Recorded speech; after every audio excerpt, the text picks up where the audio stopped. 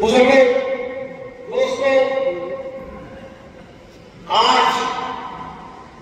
عید الاضحیٰ کے مقدس موقع کے بعد آج پہلی مرتبہ ہم سب جامع مسجد میں مل رہے ہیں۔ عید کے موقع پر آپ نے دیکھا نہ عیدگاہ میں نماز ادا کرنے کی اجازت دی گئی، نہ جامع مسجد میں نماز ادا کرنے کی اجازت دی گئی، مجھے گھر پہ نظر بند کر دیا گیا۔ دونوں مقامات کو مقصد اور وقت کر دیا۔ پچھلے 7 سالوں سے حکمرانوں کے اس رویے سے کشمیر کے عوام کے بنیادی مذہبی حقوق، یعنی جو ہماری عبادت کرنے کا حق ہے، اس حق سے بھی ہمیں محروم رکھا جا رہا ہے۔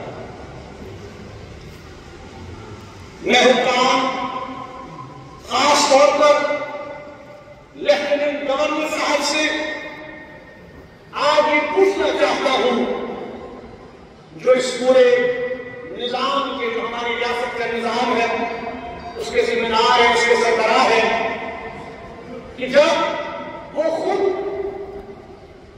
لوگوں کو، مسلمان جموں کشمیر کو عید کی مبارکباد پیش کرتے ہیں اور بڑے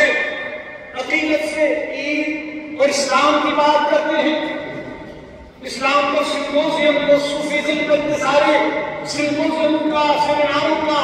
اہتمام کرتے ہیں، تو پھر کشمیری مسلمانوں کو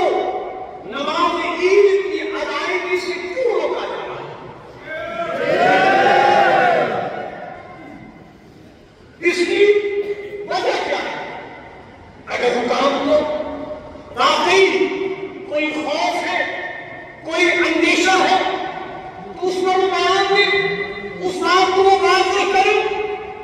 کیونکہ عام طور ہم نے دیکھا چاہے عید ہو، رمضان ہو، شب قدر ہو، جمعۃ الوداع ہو، مسجدیں بند کر دی جاتی ہیں، عیدگاہ بند کر دیے جاتے ہیں، لیکن حکومت کوئی بیان